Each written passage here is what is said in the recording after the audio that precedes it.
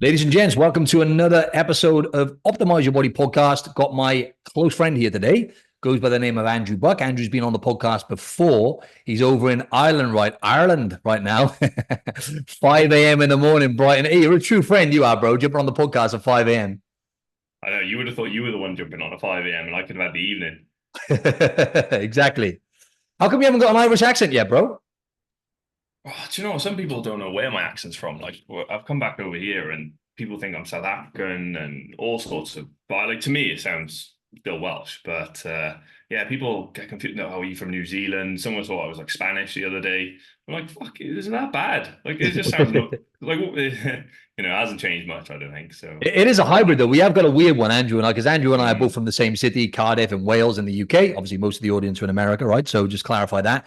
And basically, we obviously sound like Welshies at heart, but I've been in Australia now for 7 years. You were over here for whatever time it was, and you've gone over the wars. So I think we have got like a little bit of a hybrid now to like mm. anyone who's not from Wales or people from Wales. Do you get that people from Wales think you sound Aussie? Like I've had my friends and they say Yeah. you sound a bit. I'm like Mm. in my head I sound like a Valley commando, but I sound like I'm from Yeah. Wales in my head. You know that's how for the audience. That's how we speak from Wales in the valleys. Yeah, there's a twang though, I think now. I can hear a few words from you when you say like Australia and stuff. There's a little Australia, twang mate. coming in. I don't know if it's 100%, putting it man. on or not. Damn right. I tell you what, mate. You got lucky though with your dad being an Aussie, right? You're an Australian citizen. I Yeah, just got my citizen, citizenship yeah. recently for the Oh yeah, audience who don't congrats as know. well, yeah. Cheers, man. Tell us about your journey though, bro, because I know obviously your dad was born in Australia. Was he born here or did he move here? Yeah, he was born in Manly. His parents moved over to Wales when he was 7. So luckily he gets a passport, citizenship for the rest of his life, which is how I got my citizenship. So yeah, I came to Australia in 2015. And then I moved back to, well, not moved back, I moved to Ireland with my partner. My partner's Irish. The plan was to open a gym, and that was a couple of years back. Didn't quite work out the way we wanted. Um, and now the plan is to go back to Australia. So yeah, it's full circle in a weird way. But yeah, luckily I've got a passport, so I can just walk in. It's a little bit different from my partner Amy. She's had to get a PR through a company and stuff, which is kind of in the process now. So yeah, as soon as that gets approved, we'll be back over. Awesome, man. I remember it like yesterday because it was the first date I had with Janini. If you remember, we were in Ravisi's in Mm. Bondi. We had a chat, and you were like, "Right, I'm going to move over to Oz. Sorry, over to Ireland. I'm opening the gym. I'm going to, pursue this opportunity." And obviously, your girlfriend is from Ireland, and you've gone over there. It's been like 1 or 2 years now. You've transitioned. You're doing some online coaching stuff, and you've adapted, right, bro? And you've just realized that the real dream, is Australia, right? Yeah, I know. Yeah, yeah. It took me a little bit to look. We tried to make it work, but ultimately we were definitely happier in Australia, and the lifestyle suits us much, much better than it does here. The winters are just freezing. Like you kind of forget what it's like when you live in Australia for, I was there 8 years, and you've been there how what 6 years now, I think, or Yeah, whatever it is. 7 years. Yeah, But you kind of forget what the winters are like in the UK and Ireland, and Jesus, they are cold and dark, and like when brutal, man. you it's just yeah, and getting up and when it's like dark at 4 in the morning, you get up, it's dark all through the day. It's just tough. It's so ultimately lifestyle does suit us better in Australia, and yeah, I'm at the point now where I can't wait to get back out there. When are you coming back down here, bro? As soon as Amy's visa's approved, so she's applied now. She got a skills assessment. She's applied for the visa. She'll need to do a health check, and then that's it. So it could be a couple of months or so until all that gets approved. But then yeah, should be back out. Awesome, man. So, how much would you say, all the training you've done over the years, all the discipline you've applied to be in shape, to show up in the gym, to take care of yourself, how much of that would you say has benefited you with this move? You've gone over to Ireland, sorry. You've had a lot of massive challenges, right? With the business venture you pursued, didn't go to plan, which is, like we were saying off air, that happens most of the time, but it's a massive test of character, right? So, how much do you feel like being healthy and taking care of yourself has helped you be more kind of resilient throughout that process? Yeah, well, it is character building, and resilient is definitely the word. But when you train in the gym, I've trained for 16, 17 years straight now. So, training in the gym is tough. You put yourself through set after set, and it's just one of those things that is really hard to do. But, there's a weird element of it, like, it's a strange one. Like you train in the gym for years and years, and it's hard, but it does build your character. And you don't really, there's no like straight carryover. It's not like you're going to train in the gym and I'm going to be better at business. It kind of happens. It's just part of the character building, and it happens gradual. But there's so many parts of training that do carry over to lifestyle, you know. And I think, yeah, it's just one of those things where you don't really notice. I don't really know what I'm trying to say here, to be honest. But yeah, like just from like a resilient point of view. Yeah, no, I got you, man. I got you. No, I know what you mean, because it is that. It's like you can't put your finger on the one thing, but just that consistency of showing up and everything else, it just builds you up as a person, right? And that's essentially what it's all about, right? I think, like I want to just talk to the audience today about, you said 16 to 17 years you've been training. I've been at it for like 20 years, and we start out training to look good, right? Let's be honest. Everyone can relate to that. You want to look good most of the time anyway. You want to improve the way your body looks, right? Let's be honest, a lot of us got insecurities and stuff like that. You start off like that, but when you look at anyone who's been doing it for as long as Andrew and I, and obviously coaching people as well off the back of that, because we're passionate about it, it's the other stuff that really keeps you going. Now, don't get me wrong, there's a few people, right, and that we will know, like there's obviously the anomalies where they've been doing it for 20 years and they still are obsessed with physique, but they've normally got like, body dysmorphia and stuff like that, right? And they haven't attached all the other great benefits you get from it. But it really is the health benefits and the mental and emotional health stuff, I don't know about you, that really keeps me going. It's like, for me, I attach it to the feeling I get when I'm training and after training. And then I want to make better decisions with food. And I make those decisions with food in terms of, eating a steak instead of a fucking cake, for example, because I want to, I take enjoyment out of feeling good. Like, who doesn't want to feel good, But it does take time, right, bro, to get to that point that we're at. Like, because initially it just starts off with like straight vanity, right? For most people. Yeah, look, let's call a spade a spade. Everyone wants to look good, right? Like that is usually the main reason for getting in shape and going to the gym and wants to be healthier. Everyone wants to look better. That's, there could be some issues with like, people are training for rehab purposes, but majority, like 99%, when they get into fitness and health, they want to look better. But then it's these other, when you've done it for years and years, yeah, like you said, it's not necessarily, I don't really, at the moment, I'm not going to the gym to look good. It's like it clears my head. I do a lot of mobility stuff, so it makes me feel a little bit less achy and it just makes me feel much better. But it takes a while to get to that stage. And for a lot of people who don't train consistently or haven't trained consistently in the past, they don't know what that feeling feels like because they've never got to that stage of, well, my business has taken off because I've been training and eating healthy. Or, my personal life has become much better, or my relationships become better. That you don't get to that stage unless you've done it consistently for years and years. And sometimes, yeah, you want to drill that into people, and it might sound like an asshole here, but some people just need a bit of a shake. And if they could realize what making their whole life healthier does to the rest of their life, God, it would make such a difference. It would make such a difference. Yeah, damn right, man. 100%. And it is that. And people got to understand like what the ramifications are if you just continue like you are. Most people who listen to this maybe can relate to this, or at least some people, where it's the on or off mentality, right? That's the issue for most people. It's treating it like a sprint instead of a marathon, right? And going all out for a holiday or a special event because they're driven by, I want to lose a bit of weight. I want to look good. And don't get me wrong, naturally people are going to notice that they feel good when they keep doing these things. But then when they stop, or like any behavior, you got to attach to like, okay, like you feel like dog shit. If you stop doing any of these habits, that's when you really start noticing that, I was much better when I was being consistent. But when it comes to habits, man, right, let's talk about like stress and resilience. I think people really need to pay attention to this, but I don't know about yourself, man. When it comes to like decision-making and managing my stress, when I'm pushing my body, right, and I'm actually putting it under stress intentionally, like in the gym or weightlifting or whether I'm having an ice bath or whatever it is, right? I'm doing that because I know it makes me more resilient. And I know I don't always want to do it either. I enjoy lifting weights, but that really sets you up for wins, doesn't it? Like we were saying.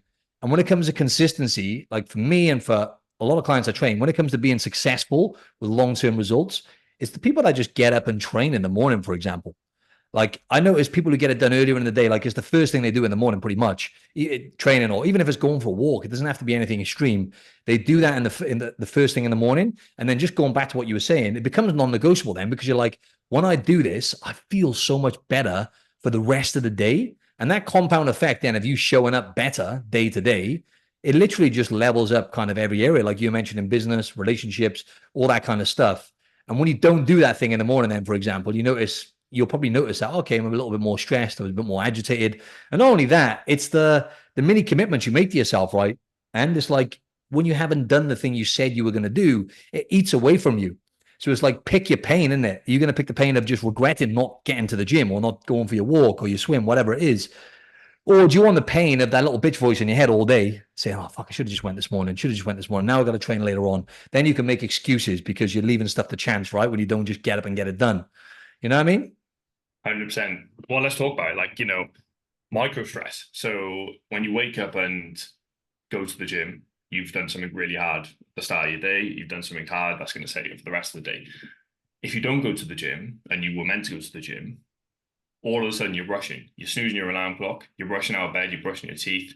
Micro stress is kicked in straight away from the start of the day. And all of a sudden these things can compound throughout the day. And then you're putting this pressure on yourself to go to the gym later. And all throughout the day, you're just stressed and pressured because you should have done that in the morning. And then by the time it gets to the evening, you made, like you said, you've made 10, 20 excuses of why you shouldn't go. You get home, you sit on the sofa, game over. And then you beat yourself up then. And then you probably eat some shit food in the night, thinking, fuck's sake, I should have gone to the gym in the day. Well, what's the point now? And yeah, these things build, but that goes down to like having a routine as well and being disciplined, I guess. But yeah, like, and it's not for everyone either. Like there's different situations. Like shift workers, they can't always train in the morning, but like I said to you, I've recently started training in the morning, and it was something I never did, but it's made a big difference in my my energy levels, just my life in general. Like I get home now and I do a bit of work in the evenings instead of like having to go to the gym when I'm tired. Also, it's packed in the gym in the evenings. That's another thing. It is busy in the morning, but I think it's definitely busier in the evenings. Yeah, it's always the case. But yeah, I just think like, if you set yourself up with something hard in the day and in the morning first thing and doing that gym session just meant for your mentality, it's just great for the rest of the day. Like, you tell me someone who trains in the morning and doesn't feel great for the next 3-4 hours and they don't want to eat shit food because they've had a good training session. If someone says like, nah, it doesn't really do that to me, they're almost, I'd say they're a liar, like, to be honest. 100%. They're just full of shit. And micro stresses, that's a really good point. Micro stresses, you can, again, nutrition, right? And eating habits, let's be honest, is what most people struggle with. And it's like those decision making with food. There's research on that now as well. When you go to the gym or you do some form of exercise, you make much better decisions with food, right? It's just what happens. And if you're not, on the flip side, if you're making worse decisions with food, they're micro stresses as well. So you're making poor choices, and that then catches up on you. You start feeling like crap, right? Your energy levels are not good and everything else. So I said this on the last episode, but it's like chasing health. I can't really stress this enough for people when it comes to like sustainable fat loss or being able to stick to a certain way of eating or living, right? Because making changes to your lifestyle, let's just talk about like habits, right? For example, going to the gym first thing in the morning.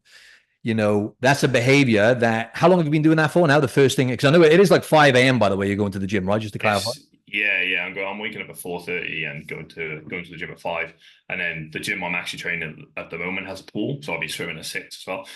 I won't, like, it's only the last couple of months I've been doing this. It's just kind of a new thing I'm doing lately. Yeah, last few months. But you've now started turning that behavior into a habit now, because all the stuff you're saying now, because of that behavior that you've been consistent with, now it's becoming a habit. And it goes back to what we were saying, because you don't want the pain of not going. And like you just said, then having to go home stressed out after a day at work, not as productive then, because you can't do the work that you were going to do in the evening, right? On top of what you're doing in the daytime. Exactly. Yeah. And then it's a build up of those micro stresses, right?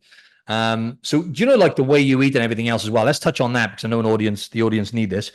I know you kind of eat like animal based as well, don't you? I know you don't look at it like, we don't look at it like any type of diet, but if we were, because people kind of like, it resonates more people when you say the type of way you eat. You kind of eat similar to me, I guess, don't you? Like we talked about this last time, animal based, right? So you'll kind of generally, you still eating 2 meals a day, or? I do, yeah. Like the main, I'll be honest, the main thing I eat is red meat. Like I do eat processed food and treats and snacks and stuff like that. Of course I do. But the majority of my meals are based around red meat and eggs and avocado and stuff like that. But it's not to say that I'm not like religious with it or anything. I think you'd be way more strict than I am. Like I still go out on the weekends and get ice cream and whatever. Like I used to love the acai bowls in Australia. I only discovered them like last year, bro. I haven't had one for a while. Actually, I've weaned myself off them, bro. Like the thing is, it's not just the acai bowl. For the audience, it's like acai berries. Like, what, bro? When you go to Brazil as well, they have buffet acai. Everything's buffet. Ah, It just gets out of hand then because you add in peanut butter, you add in that, it just turns into this bowl of chaos. Like, you know what I'm saying? It's not even yeah, an acai yeah, bowl anymore. yeah. But like, yeah, like I'll still, I'm not like, I'll still eat the ultra processed foods and stuff. But it's just I know if I have like 90% of my meals made up of whole foods, it's just how it makes me feel. And if I swing that the other way and say like 50-50 of like ultra processed and like my nutrition was off or whatever, I feel tired, groggy. I feel like shit. Like, and it's just from me, I guess it's just from years of training and eating healthy. You know what works and what doesn't. I know you're really in tune with your body. You know what foods can upset your stomach and certain things like that. But yeah, like, well, let's talk about America because, majority of your audience is That's America. right. Yeah, half of them. Yeah. But, I think one of the things that makes like ultra processed foods so appealing is the taste, of course, right? And then like when it comes to taste, I'm really thankful that I enjoy eating like red meat and beef and eggs and avocado. Like I really thoroughly enjoy that food. Like it tastes great to me. And they make it the majority of my food. And I will have junk. Like I'm not gonna say I don't eat junk, like I said, but But you would say though, it's 90% of the foods you eat, what would you say in terms of a percentage? Just to be yeah, and like yeah, like yeah, no, 90%. All my meals are full of protein and they're of like a high nutritional value. I'm also fortunate that my partner Amy, she's super healthy as well. And like we would both, you and I would both preach about environment, but having someone around you that also eats super healthy and like is active and into fitness makes everything a lot different. So I'm very privileged to have found a partner who also eats similar to what I do. She wouldn't eat as much red meat as I do though. That's what I was going to But ask you. Is she eating more red meat nah, now though? Since no? she is eating a little bit. Yeah, she would eat a little bit more red meat. Yeah, she was never into it in Australia, but she would eat a little bit now. Mm, So she is getting better. But then like, another thing with like ultra processed food is it's not just the taste that's appealing, right? It's the convenience. And then there's the like caloric density per unit, let's say, of these ultra processed foods is huge, it's massive. So, like the amount of calories you can get per like unit or monetary unit is massive, it's huge mm, at a great convenience. mm. So, and I said America because like I don't. You're probably more of an expert than me, but I think USA would be quite bad. I think the UK would slowly or quite closely be behind. Australia not so bad, but I think their Yeah. diet isn't great. And I think if you look at like the standard American diet, they're looking for something that tastes really good, something that's convenient. It has to be really cheap, and then it has to be, I guess, like storable. Yeah, it has to Mm, last a long time. And mm, unfortunately, the solution to like that problem, I think, is processed food. mm, Someone wants to pick up all those boxes, you can guarantee they're not going to go to a supermarket and pick up a steak if they want convenience because they have to go and cook it. mm, Also, then the price range, like it's easier to go to McDonald's and buy a burger or it's cheaper, sorry, than it would to buy a steak. mm. So, it's like it's got to be convenient. And I think it's a real issue. And, the more you can stem away from those things and like the convenience, the cheap, I know people aren't always as fortunate to be in a good financial state where they can afford to buy, grass-fed steak all the time. But I think the more you can stem away from those things, the better your health will be. 100%. But at the same time, though, right, I would like to not play devil's advocate, but I'd like to just say to the audience as well that most of the time people do make excuses, and they for the whole I haven't got money to eat right now. I totally get it, right? But you see the same behaviors and patterns with people who eat those foods. Now, going back to what you said, ultra processed foods, they're highly addictive, right? They're designed to make us eat more of them, right? So people who eat those foods all the time, essentially out of laziness, let's just say it how it is, because they don't want to prepare their own meals, etc. Mm, Now, it doesn't have to be expensive. Don't get me wrong. If you're getting grass-fed Scotch fillet steak like I eat all the time, even mm, though I get a good deal, for the average person, might be a bit too pricey. But you can get, grass-fed beef mince if you buy it in bulk, for yeah, example. You can get it and it's cheap. If you're smart about it and you buy it in bulk, like for example, vegetables, you can get frozen vegetables. You can get yeah, it's a frozen, good like point. it doesn't have to be fresh. You know what I mean? You can go and get a big, massive, like couple of kilo bag of rice. You can get potatoes in, but like it's not expensive if you really want to plan this out properly. For the majority of people, they're making excuses because they'll do these foods out of convenience, but then what are they doing on the weekends? Most of the time they're drinking Mm, alcohol. Okay, that's costing you a lot. Let's be honest here. You could be spending that on healthy food. I'm not here trying to tell people how to spend the money. I'm just saying how it is, right? Also, it's the Uber Eats, the convenience, going back to convenience, right? Deliveroo or Uber Eats, bang, you can get it delivered to your door. So on the weekends, let's be honest, people who are not prepping their meals in the week, they're not really prepping healthy foods on the weekend for the most part. Like they might be cooking some meals or whatever, but they're not being structured and they're still doing Uber Eats and everything else. So with a compound effect of those foods, they do add up. So I would argue, even if you haven't got much money, don't get me wrong, you still have to be smart about it. If you're smart and you get it in bulk, those things, and you're not buying Scotch fillet, like you can get beef mince, and you can get vegetables. You can even get tinned of chopped tomatoes to add to the mix to make it taste better, for example, so it's not bland.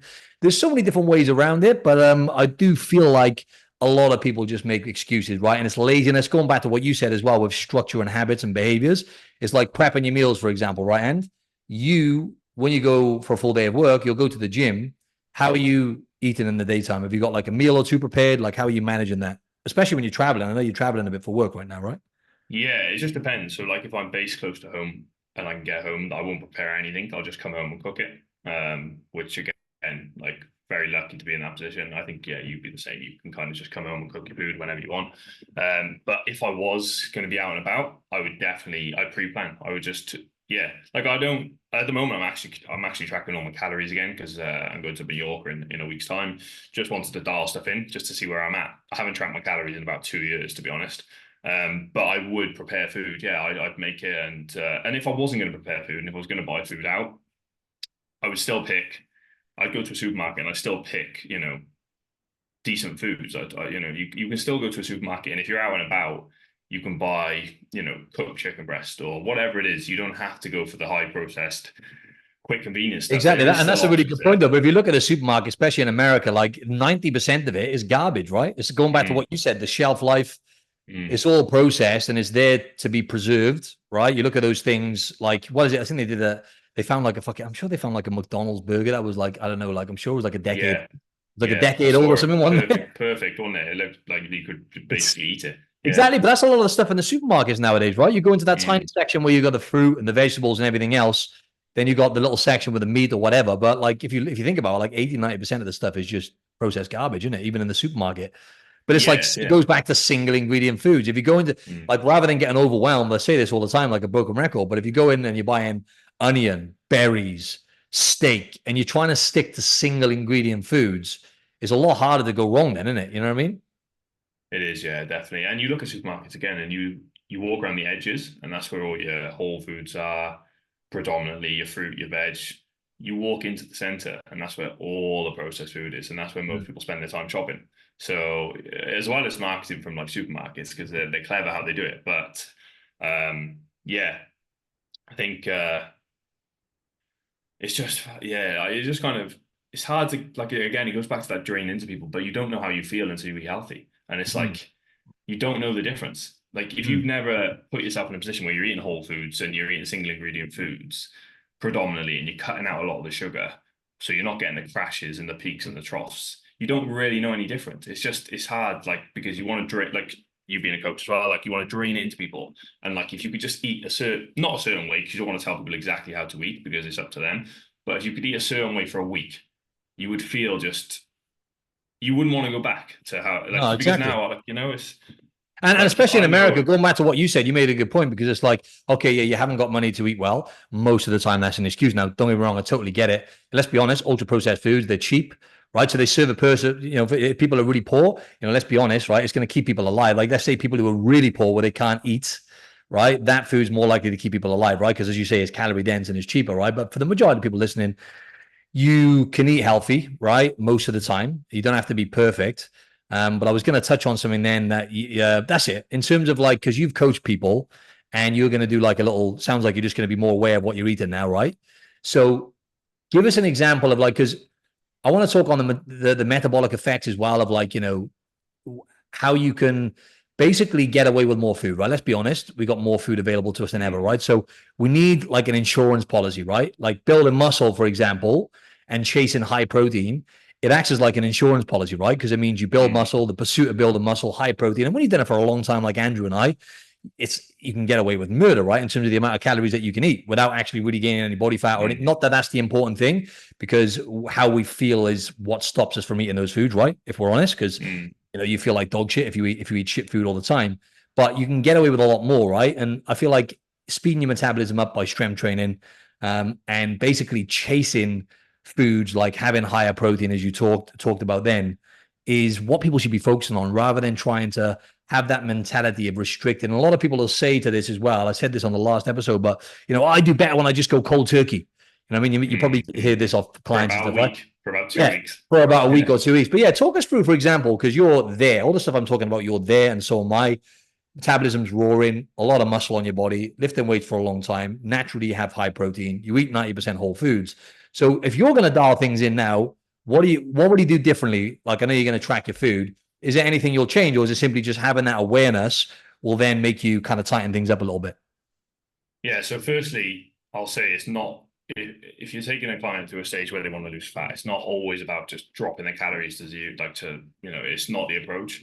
Personally, like you talked about this before, but you want to get them eating as much as possible because you want them to feel full and all these other reasons. So it's not necessarily about just bringing your calories right down. There is a time and a place for that. I think if so, like the last week before holiday, I'm going to probably drop my calories a little bit now. But for me, like my maintenance would be normally around close to 4,000 calories a day. Like I'm 6'5" as well. Like I can handle a lot of calories. But I've built that metabolism up over years. Like I've trained consistently all the time. And for me now, it's not about necessarily cutting my foods right down. I'm looking for foods that are going to be more filling on the plate, so quantity, and then the caloric density is going to be a bit lower than normal. And all that's going to do is just going to bring my calories down a little bit. I'm still going to feel super full. If anything, I feel more full at the moment because I'm picking berries more, I'm picking more lower calorie fruit, and I'm feeling stuff throughout the day, like more full than I normally would, but my calories are lower. So it's finding those foods that are going to keep you full. You still want to get the high protein, high fiber, and you want to be satiated, but it's looking for these foods that, big in quantity, but a little bit lower in calorie. You don't want to be going from if you're like, let's say your maintenance is 2,500, you don't want to be dropping to 1,500 because, like you said, you'll do great for a week and then you'll be starving and you'll be moody and you'll have no energy. You won't be able to train. So it's about keeping that balance where you can still go and do a good gym session, still walk around in the day, move around, so your energy levels are still high, but you're still full and satiated. Yeah, that's a really good point. And I know a lot of people found my podcast with the carnivore space, right? So I would like to talk on this, protein and fiber. Now, there is something to be said about what you said there, right? It's not an essential nutrient, basically, fiber, right? So that's kind of the argument. But for the purpose of most people, which is, being healthy and being able to be metabolically more healthy. In other words, losing fat around their internal organs and essentially just not carrying as much excess fat as they should on their body, right? Which is going to enable them to live longer and look better and everything else. When you're having more volume, like a cup of berries, for example, right? What you're looking at, like what, not even 100 calories in a cup of berries, and you've got, whatever that is, 4 or 5 grams of fiber, but there's so much volume there. Like you can eat a bowl of berries, right? And like, if you're hungry, for example, in the evening, sometimes a strategy I've used with clients is like, I've eaten my food, I'm a little bit hungry. It's like, go for your life on berries, right? Just literally eat as many berries as you can. Strawberries, for example, right? Eat as many as you can. And before you know it, you're kind of more satiated because you've got the fiber and also you're having a lot of volume as well. They taste good, depending on if people are eating ultra processed foods, then a strawberry is going to taste boring to them, right? But that does really help. And like, obviously vegetables as well. If they don't get issues with their guts or they get any immune reactions to vegetables, it's okay to eat like vegetables and salads if you're okay and you feel good doing those things. But you have to be aware of like the defense chemicals in those foods as well. Just be aware of it. I don't think people should stop doing it. If you feel fine eating those foods, go ahead. Because again, it's more volume and it's going to help keep you satiated right on top of the protein and like the essential fats. Like what you're talking about as well. Naturally, you're having, red meats, eggs, and avocado. They're our top 3 staple foods for us, probably, right, bro? And if you look at those foods, beef and eggs, you get all the essential nutrients you need, right? You could live on just grass-fed beef, although I wouldn't recommend it, and likely not get a nutrient deficiency, right? And you feel fine.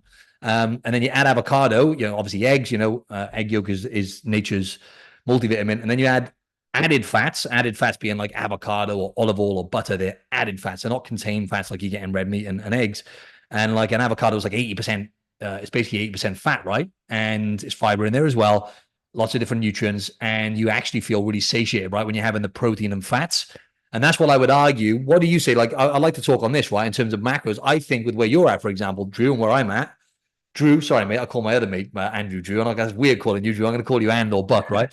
With where you're at, right, bro? It's like I say to people generally, like if you're trying to, like Andrew, right? I'm sure naturally you're going to try and eat probably more just protein and fats. Okay, question to you is like, would you limit carbs at all? I know it's not necessary. Would you eat more protein and fats just to keep you more satiated? Or would you just eat the same, but as you say, just have more fiber and more volume? Yeah, I wouldn't necessarily. Yeah, I would. I eat more protein and fats definitely, but it would just be like a byproduct of the foods I'm picking. Yeah. Like I wouldn't. To be honest, macros wise, like I'd have a protein target that I'd hit. The rest can just fall into place. But How much protein would you naturally, hit, bro? Give us an example of what you would hit. Like, let's say you're trying to tighten things up. 220 a day, Okay. So that's about a gram per pound of 20 your body grams a weight, day. right? Just for the audience today in America. Yeah, That's roughly about a gram per pound, what I say anyway. Yeah, okay. yeah. That's what I'm at about. Because to be honest, like yeah, for the calories I'm eating, I can do that. I can do that comfortably. Usually it's a little bit higher, but I can comfortably do that. That's just that seems to be easy and it seems to be good. You know, But I, but you mentioned the protein and fats. You mentioned about like it'll be a byproduct, right? So give us an example of the foods you're talking about when you say like, oh no, I'm not necessarily going to go low carbs, but as a result, I'm going to eat more protein and fats just from. yeah, well, I am eating a lot of berries. I'll say that. Like, I mean, I went through this phase of like eating a huge amount of berries just But it's super because of low the in carbs reason. anyway, right? And low in sugar, especially. Yeah, yeah, Yeah. exactly. But like, that's just making a huge amount of like my diet up at the moment because like, I'll eat my like red meat and eggs and stuff like that, and then as a like a kind of because my portion size is slightly smaller at the moment. I'm adding berries in on top just to kind of like fill me up a little bit more. But yeah, you can eat a huge amount of berries and just get really full. But like I wouldn't necessarily, to be honest, I don't track my carbs at all. Like that's just how I don't really care about them. I just, whatever happens there, it happens. And essentially, if I'm trying to lose a bit of fat, it comes down to energy in, energy out. So you need to be in a calorie deficit, right? So from that point of view, I don't really care about carbs. To be Yeah, and honest, you hit like it the. just Sorry to interrupt, bro. You hit the nail on the head, though, right? The type of carbs matter. Like, will you eat like white rice and potatoes and stuff as well, or is it like what are your carb sources? Like berries? yeah. Bit of mashed potato at the moment, to be honest. That's kind of mashed potato, jack potato, just because of where I am and stuff, and it's just easy and it's convenient. White rice definitely, but I wouldn't be eating a huge amount of that right now. And apart from that, like just that's it. Like if you're choosing carbohydrate sources that are like processed and stuff like that, they're going to be way more calorific, and you're going to be hungry straight after as well. So you're just trying to pick the ones that are going to fill you up. And you just literally hit the nail on the head, right, bro? The single ingredient carbs, like the potato, Mm, rice, berries. You know what I'm saying? So like, I was just questioning that because I feel like for a lot of people, they eat the wrong types of carbs, right? So if you're looking to lose fat and stuff like that, like potatoes, another example, right? High volume, high in mm, fiber, low calories, right? But it's going to keep you more satiated on top of the high protein that you're having, right, bro? And mm. do you find with training, I think this is something important for people as well. Do you feel better when you train like with carbs or without carbs? Because for performance, the research is clear, right? Depending on the type of training you're doing in the person, of course, but generally people are going to get way more out of their training from having some carbohydrates, right? Yeah, well, this is something I've been obviously experimenting with, waking up early and going to the gym. Like, because when I wake up at 4:30 and train at 5, I'm not eating. So there's nothing. All right, there could be some carbs in from the night before, but I'm not eating at all. And to be honest, like my last meal the night before is around 6 o'clock. So there's 11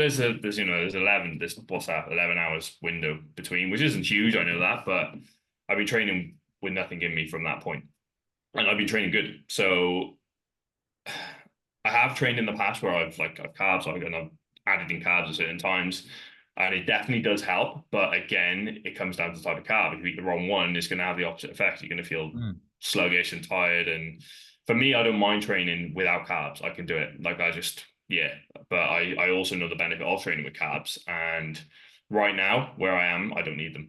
And the thing is, you're eating red meat as well, right? So you're getting Yeah. essential nutrients and fuel for training. You know what I mean? Like the fats that you're getting from having red meat alone, right? The essential fats that you're getting are going to give you energy for training. And then you've got creatine, all those kind of things that you're getting anyway. But yeah, it can really help. Like how, and I've said this a few times, right? But I think people get so regimented with eating like a certain type of way, like going carnivore. And they do that for too long. I've done this. I fell into this trap last year, right, bro? I was like experimenting with it. I did 2 months where I did like strict carnivore, worked really well. But like, there's a thing called metabolic flexibility, right? Which you've probably heard of. And it's like, it's almost like a little bit similar to your training, right? Whereas like, if you're going to go just do one thing, I'm just going to eat protein and fats, because people say, oh, you don't need carbs to live. That's true. Essential nutrients, fats and protein, you die without. Carbs, you can live without. You're not going to thrive though, most people, with cutting them out for good, right? So it's like you need to have that variety with your macros as well, right? You can't go too far one way. I think, yeah, most people are going to eat carbs. That's the reality of it. Like, it's going to be more common than not that people have carbs in their diet. That's the reality of it. So I think people naturally have the carbs in their body anyway. So when they're saying, like, if someone says, I'm going no carb, usually what that, like, to a lot, this happened to my clients before, where they said, oh yeah, I'm going to go like no or low carb. And I looked into their diet and I'm like, you're still eating like a few 100 grams of carbs here. Like, so it's compared to where they were, they have dropped their carbs, but because, naturally they're eating a lot of carbs anyway.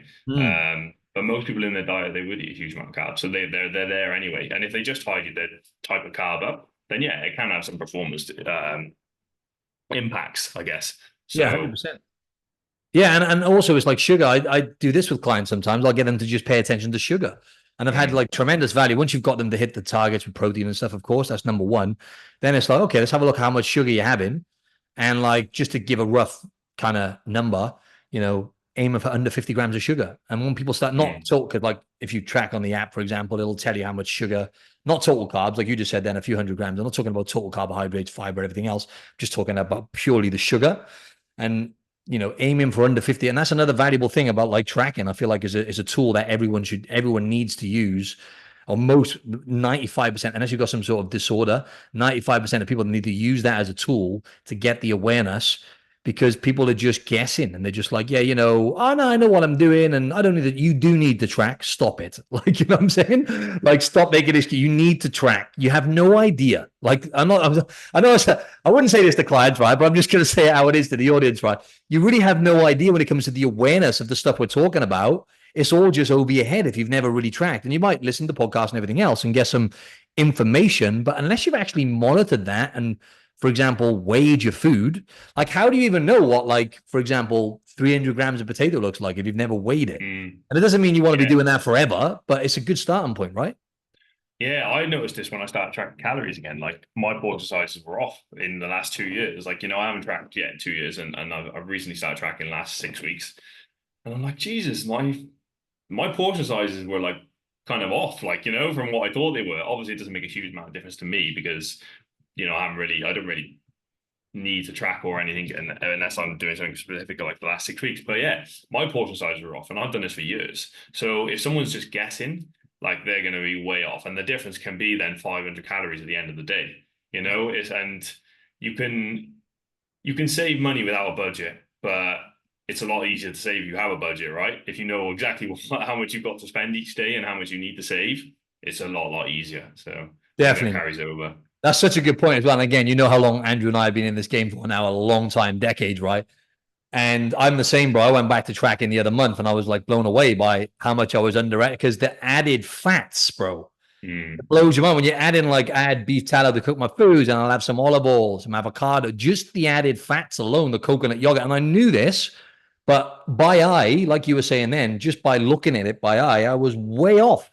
And I've tracked for like 6 years. I've tracked for like on and off for like 6 years. And I'm talking like, me, bro, with the bodybuilding, meticulous tracking to the gram. And I was still way off. You know what I mean? Yeah. That's exactly what happened with me. Like, yeah, I actually couldn't believe how far off I was. Yeah. But you have to, I had a new client sign up the other day, and I asked them, they were a bit sort of concerned about like weighing their food, and their shift worker and their partner makes some food and stuff like that. And I said, well, look, you don't have to track your food. So what they're actually doing at the moment is just sending me pictures. But I said, there's going to come a time where we're going to need to dial it in. I can see a picture of your food, but I can't see how much the portion sizes are. And, it depends on. And also snacks and mindless eating is another one, isn't it? People snack without realizing. Yeah. Yeah. I've done that. That's a really good point. I've done that with quite a few clients. It's funny. I had one client I've done that with recently, and she was like, I'll just track, man. I'm sending you like four Yeah. photos a day. Yeah. Just fucking track your food, isn't it? It's 5 minutes out of your day. Yeah.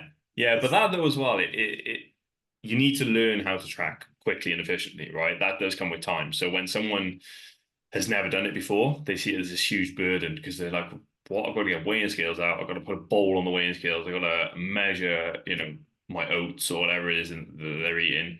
And then I've got to measure my yogurt, and then I've got to measure my berries, and I've got to measure the honey, and I've got to measure the milk. And they're like, what the fuck? Like, where?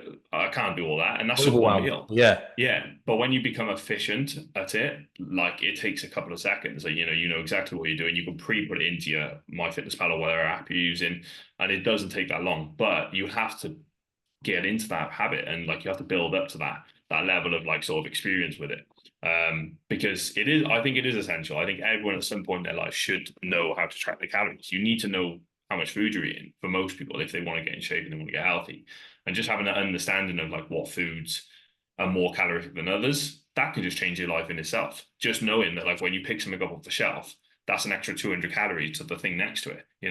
So 100%. I think it is essential.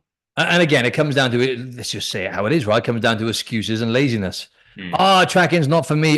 This, that. Like, just track your fucking food. It's like five. Yeah. Okay, to start with, it might be like 10 minutes out of your day. You've got to familiarize as you start eating the same sort of foods, or you eat similar foods, right? Or whatever, for the most part.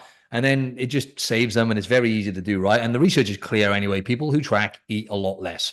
And bro, I've had that with clients. I can't even tell you how many times, just by them tracking their food for the first like few weeks or maybe even months. Sometimes I've even done it for like, depending on the person, like the whole first 90 days, they've just tracked and then just increased protein a bit and just maybe added a bit more meat. And the results have been life changing. You know what I mean? And don't get me wrong, that's not what got you results. Is not going to keep you getting results. Obviously, you need to get more awareness, and no one wants to be using an app forever, right? You want to be where Andrew and I are at, where Andrew's just using it as a tool. And I would do the same thing, bro. If I wanted to really dial things in, right, and I wanted to really, like I say, I tracked last year. If I wanted to really dial things in, then I would definitely track. You know what I mean? And there's always going to be some value to that, man. But yeah, man, I think that was super helpful for the audience, mate. Just talking about the awareness piece. You know what I mean? Because I feel like a lot of people need that, man. But is there anything else, man, you want to share with the audience, whether that be, I don't know, a piece of advice or anything relating to nutrition or training mindset? I think just saying about the tracking again, something that just came up. I think people need to understand that it is a tool as well. It's not like I do get it. It can be overwhelming at the start when you have to like log all your food and all that stuff, but it's a tool. It's not something you need to do forever. So for clients that sign up, like for you or I, they're going to be tracking for hopefully for the best part of like, the first good few months, like, maybe 100%. even longer. A lot of people don't mind it once they get into it. They like tracking their food because it keeps them, accountable. But it is a tool, and it's not something you're going to be doing for the rest of your life.